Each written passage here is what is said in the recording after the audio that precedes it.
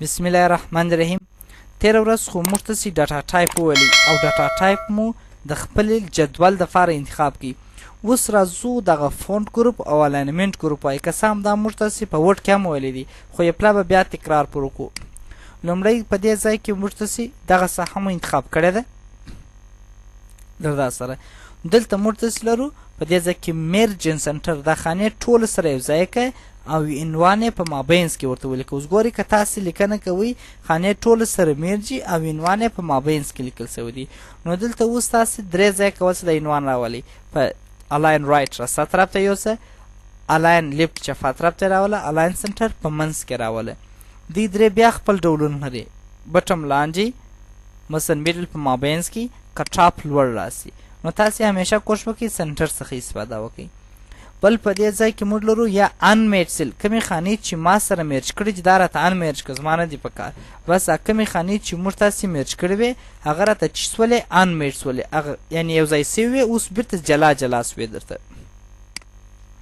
بل په دا ځای کې لرو میرج سیلز. میرج سیلز بیا دا معنا چې ډېرې خانې سره یو ځای کړه. ته ماته چې وکړه ډېرې خانې سره یو ځای کړه، عین لکه میرجن سنټر د ترمنځ هېڅ فرق نشته. یوازینی فرق یې دا دی که تاسې خانې دلته میرجن سنټر کې خانې سره یو ځای کېږي، عنوان یې په مابینس کې درته لیکل کېږي. که تاسې دلته خانې سره یو ځای کوئ، تاسو ته عنوان که پښتو وي په راسته طرف کې لیکل کېږي، که انګلیسي په چپه طرف کې لیکل کېږي. اوس که تاسې وګورئ په چپه طرف کې د انګلیسي دی، او د پښتو دپاره چې تاسې انتخابوئ هغه به پیجلي او ټیپ ته راځي. یعنې اوس که تاسې خپل کویشنایر جوړوئ په دې کې ترسموئ، تاسې به اول شیټ راسته طرف ته اړوئ، بیا به دا کار کوئ. بیا هم دې ځای ته راځو، ورته یا ته ماته دا چې که راته انمیرج کړئ ایستی که راته. که غواړو چې موږ تاسې راګانې سره یو ځای نه کړو، یوازې کالمونه سره یو ځای کړو، هره را جلا جلا سي، نو دی داسې انتخاب کوي میرج اکراس کوي. ډېر عمر په ایکسل کې تاسو ته د څخه استفاده کوئ. اوس ګوره موږ دا رقم استفاده ځنې کوو.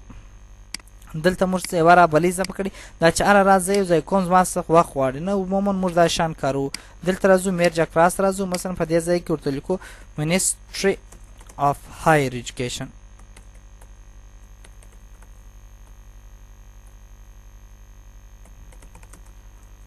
ایجوکیشن کندهار یونیورسيټي. مثلا په دې ځای کې مثلا زه ورته لیکم جنوري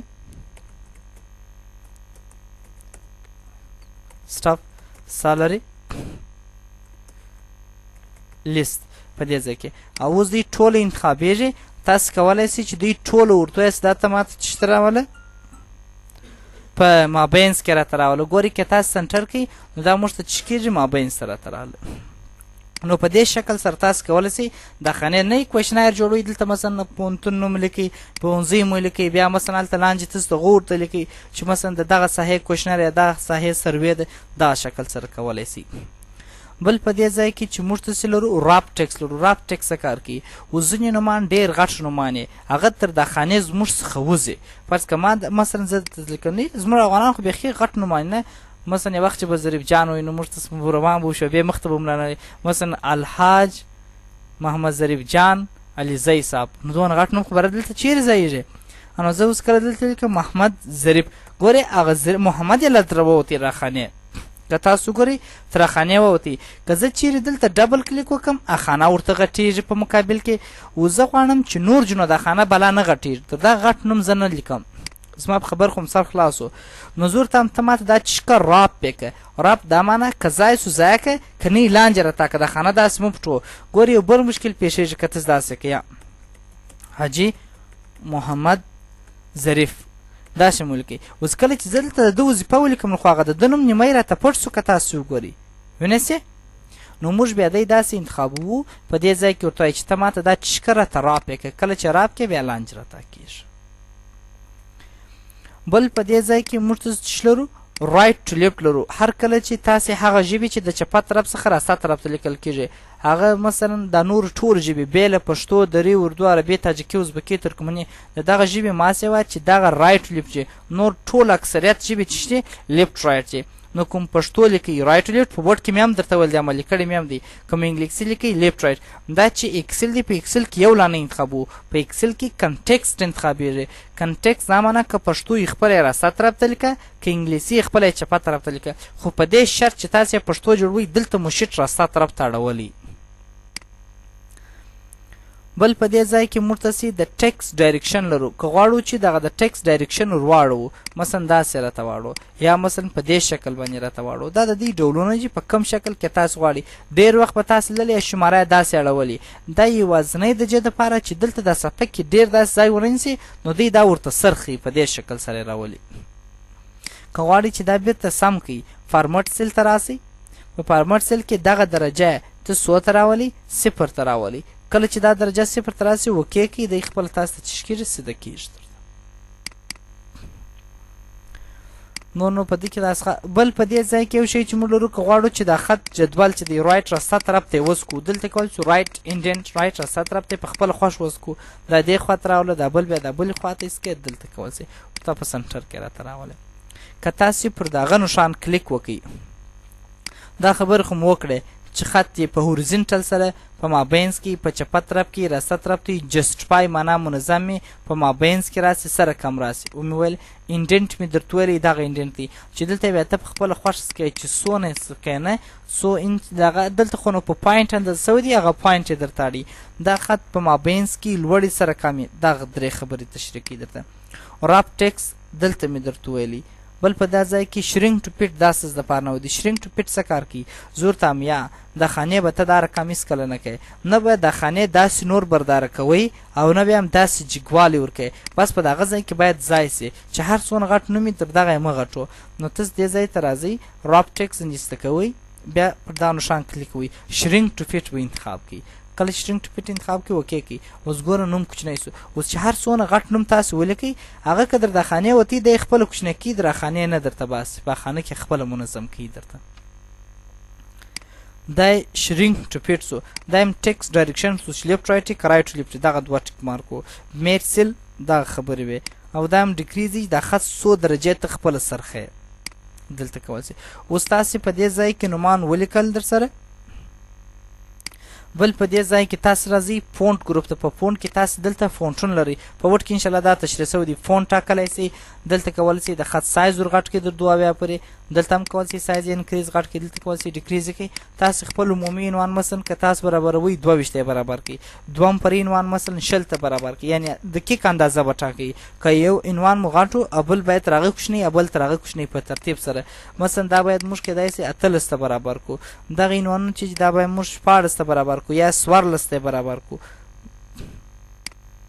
په دې شکل سره دا نور لیکنه په نور سایزو کې بولډ یې که ایټالیک یې که انډرلاین یې که انشاءالله ویلي مو دي خط رنګ ورکولی سي په دې ځای کې چې خط م سره کم خوښ خط شاته رنګ ورکولی سي چې دا هایلایټ سي د چا توجه ورته راواوړي مثلا دې ته داسې رنګ ورکړئ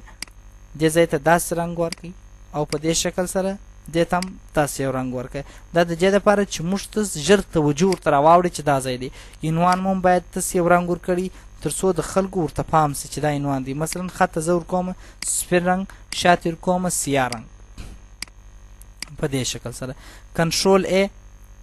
ټول انتخاب کړئ بیا تاسو دې ځای ته راځئ دلته لرځو بارډر ته دا که ستاسو په یاد په وډ کې مو ویل دي کوم چیرې سر نه په خلاصېدی د وډ ویډیو را خلاص کړئ د ټیبل ده ټول به م سر په خلاص شي نو دلته راځو بټن بارډر دا معنی زه به انتخاب لږ وکړم چې ماته معلوم سي دغه ځای پر مو انتخاب کړی ته لانج بارډر ورکړه اوکې که لانج بارډر لري ولې نور بارډر نشته نو اوس په دا ترتیب سره ته ټاپ لوړ بارډر کې لیفټ چپه طرف ته بارډر کې رایټ راسته طرف ته بارډر کې نو بارډر هیڅ خانې ته بارډر نور کوم آل بارډر و هرې خانې ته جدا جدا بارډر کوم آوټ ساید یوازې څلور طرفه بارډر کوم ټیک آوټ ساید بارډر یا د باندې بارډرونه جوړ کړئ هغه لږ داسې پنډ ورکړئ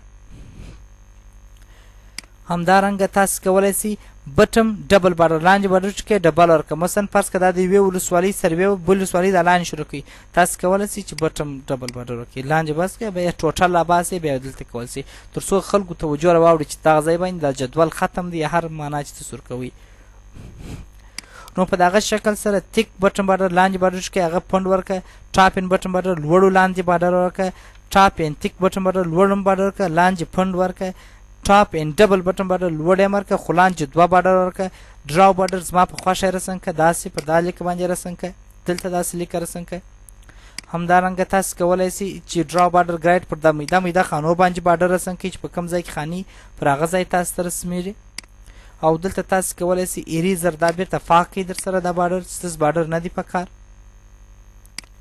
بل په دا ځای کې د بارډر رنګ ټاکلی شئ څه ډول رنګ ولري دلته سټایل ټاکلی شئ چې داسې 2 بارډر دا رقمې مور بارډر کې تاسو د بارډر نور سټینګ ټاکلی شئ دا لوړ بارډر ورکه میډل په مابینځ کې راوله لاندې راوله دا ټوله ما اوس درته ویلې دلته د بارډر رنګ ټاکلی شئ دا میده خانې چې سره کم رنګ ولري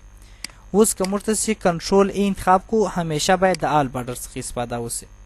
په دې ځای کې موږ تاسې باید آل بارډر استعمال کو په دې شکل سره دا د ټیبل سیټینګ نو فونټ ګروپ ویل نمبر ګروپ ویل سو الاینمنت ویل سو فونټ تاسو ویل سو چې کوم فونټ انتخابوي بولډ ایټالیک سایز یې سونی انډرلاین ورکولی شي انډرلاین رنګ ټاکلی شي یا نارمل سایز ته واړو تغیر مه پکې راوله سټریک ترو په ورډ کې مونږ ته ویل چې مابینځ کې لیکه ورکړه سوپرسکرپټ په توانې ولیکه یعنې دغه عدد لوړ ته یوسه سبسکرپټ لاندې کښته یې راته ولیکه بارډر مو ویلي فل خانې ته مو رنګ ورکولی شوی مثلا فرض کې تاسو دا خانه انتخاب کړې وه تاسو دلته اصلا خو دلته اسان لار ده چې رنګ ورکړئ خو په دې ځای کې هم ورکولی شئ چې مثلا داسې ژړ رنګ ورکړئ دلته هم کولی شئ چې مثلا پیټرن ورسره ګډ کړئ مثلا زرغون رنګ ورسره ګډ کړئ او پیټرن چې هم داسې لیکي ولري دا بیا عموما موږ تاسو په دغه کې استفاده ځنې کوو چې یو شی مثلا جدولونه تاسو دغه ګرافونه چې جوړوئ د ګرافو ته د رنګ ورکول دپاره موږ کیدای شي د څخه ډېره ښه استفاده وکړو چې ګراف موږ ته یعنې جلا سي که تاسو پام کړي کله چې تاسو ستاسو پیسې کې یو شی رسموئ نه دایره رسم کړي د یوې خوا ته مثلا یو رقم لیکې ورکړي چې وایي دا د پلانکي خوا څخه بل ته بیا بل رقم لیکې ورکړي په کمپیوټر کې خو لا ښه خاصیت دا دی چې مثلا دوی چې ورکړي رنګونه ورکوي جلا نو دلته تاسو کولی شئ هغه رنګونه فیل افیکټس په ورډ کې هم ټول تشریح کړي چې څو رنګونه سره ګډولی شئ همدارنګه مور کلر ما هم دلته کولی شئ چې معنا شین رنګ دی یا ار جی بي رنګونه چې اوس مثلا فرض کړئ دغه مثلا ریډ یا سور رنګ دی اوس سور رنګ خپل ځان ته ډولونه رخامي ګلابي سره کم سور غواړي داسې سور غواړم تاسې اوکې کوئ هغه څه رنګ خانې تشکیل ورکول کېږي پیپوس واس نو دا و زموږ تاسو درس چې today we talked about font and alignment group tomorrow we are going to start clipboard group